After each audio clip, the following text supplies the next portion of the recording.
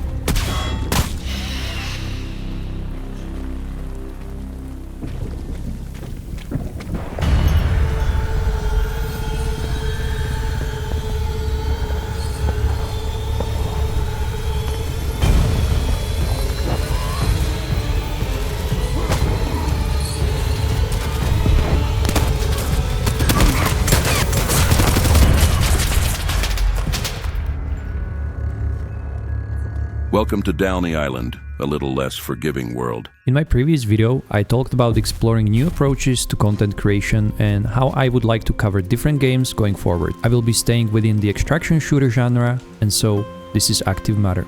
Within the extraction shooter genre, there are multiple games available right now. The most well-known are Escape from Tarkov, Arc Raiders, Marathon, the Call of Duty DMZ mode, and of course, Hunt Showdown. While I have put many hours into both Marathon and Escape from Tarkov previously, today I want to talk about a game that not many people know about. Active Matter comes from Gaijin Entertainment, a developer known primarily for War Thunder. It is currently in early access and has been for around a year, which is also the last time I played it. Since then, it has gone through multiple updates, and so I decided to revisit it. It is a first-person shooter combining extraction, PvP and PvE gameplay. And it does one thing particularly well that sets it apart from most games in the genre. Beyond the standard live raids against other players, it offers a completely dedicated full PvE mode where you can play entirely against the environment, and you can do it in full co-op as well. The world is set in a fractured multiverse where Soviet-era experiments on Downey Island caused a quantum catastrophe. The incident happened during the Cold War era, when the Soviet experiments shattered reality itself. The substance, called active matter, forms in collapsing timelines and accelerates their demise. Yet it is the only resource capable of repairing the multiverse.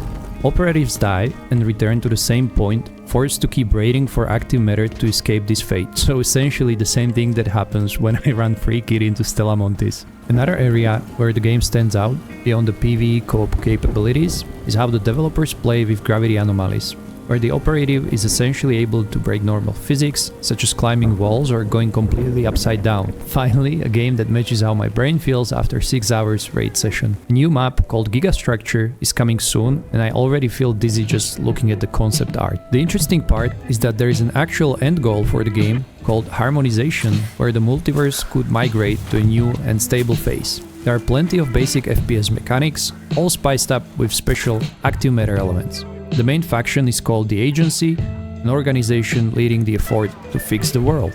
And enemies, they vary from turned soldiers to anomalies and mutants. The game has everything from dogs,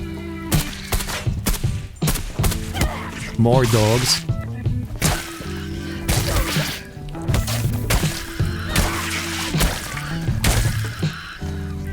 cars,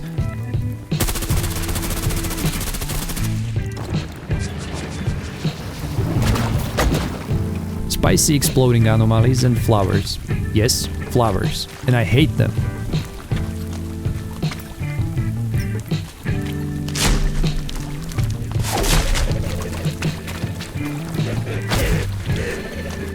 I have survived rocketeers, vaporizers, and extract campers, and somehow it is the flowers that almost got me.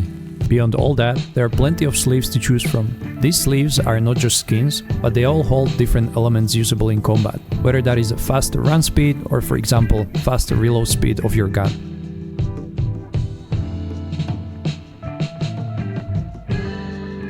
Then there are Chronogenes, which are very close to basic skills. With Chronogenes, you can modify your sleeve even further. There are thermal scopes in the game and they are quite powerful.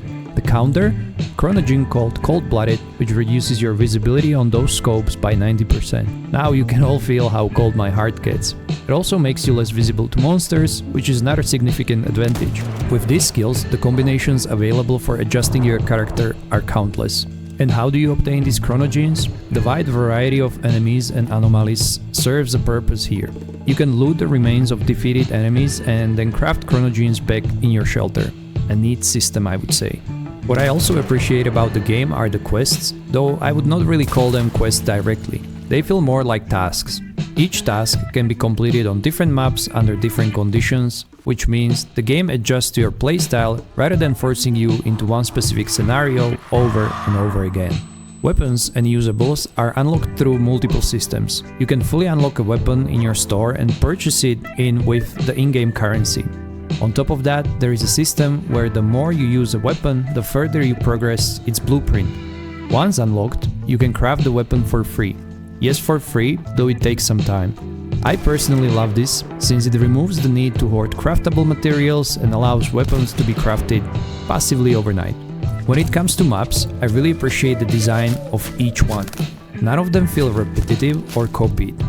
There are large maps and smaller ones, each with different conditions, such as increased flower presence, more anomalies, or night raids. They also have a shrinking zone mechanic similar to PUBG or Apex, so if the anomalies, the flowers, and other operatives do not get you, the map itself will. And while this already sounds like a lot of information, the game provides extensive guidance and resources to help you progress. It does take some time to get used to. The UI contains a lot of interactive menus, enemies have their own weak points, usables need to be properly understood to be used effectively, and weapons perform better when modified. With all that said about the lore, the enemies, the systems and everything around that, I want to shift focus to the gameplay itself and be a little bit more critical. Because as much as I have enjoyed returning to the game, there are some genuine problems worth addressing. And keeping in mind that Active Matter is still in early access and actively in development, these are observations rather than verdicts. The first issue I have is with player inertia, or more importantly, the lack of it. Movement in Active Matter has very little weight to it, which works well for your own maneuvering and traversal, but it makes combat against other players feel clunky and unsatisfying. Gunshots against enemies lack impact and stopping power, and players can simply keep sprinting out of your range without much consequences. What this creates is a combat loop where the journey of the fight feels almost meaningless and the only final hit actually matters. For a game with this much depth in its systems, that is a noticeable weak point. The second issue is sound design, and this one really needs a proper rework. There are moments where you can hear everything around you with impressive clarity, and then there are occasions where environmental sounds one floor below you drown everything out happening at your own level. As you will see in this clip, this poor soul had absolutely no idea I was coming around the corner.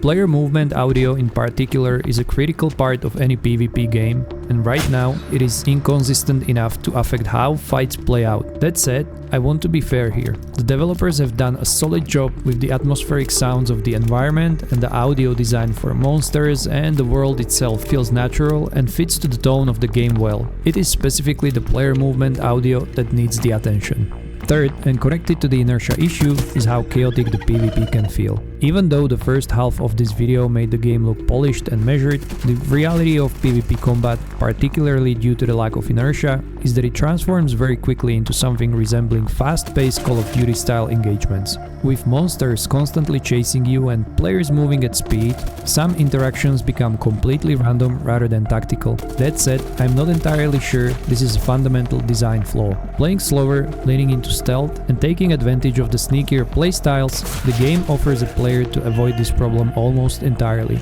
So it is more of a playstyle consideration than a broken system. And finally, some bugs. Active Matter is still a work in progress, and while the game offers an impressive range of mechanics and options, there are still issues that can genuinely cost you. As you will see right here, this vault killed me and I lost a very expensive loadout in the process. These moments happen, and for a game in early access, They are expected, but they are worth flagging. Other than these few bugs, I think the game is pretty well polished. With all that said, most of these problems can be avoided entirely by simply switching to PvE mode and playing without other players. The core experience in that mode is cleaner, more focused, and lets the game's genuine strength shine through without the chaos of the PvP loop getting in the way.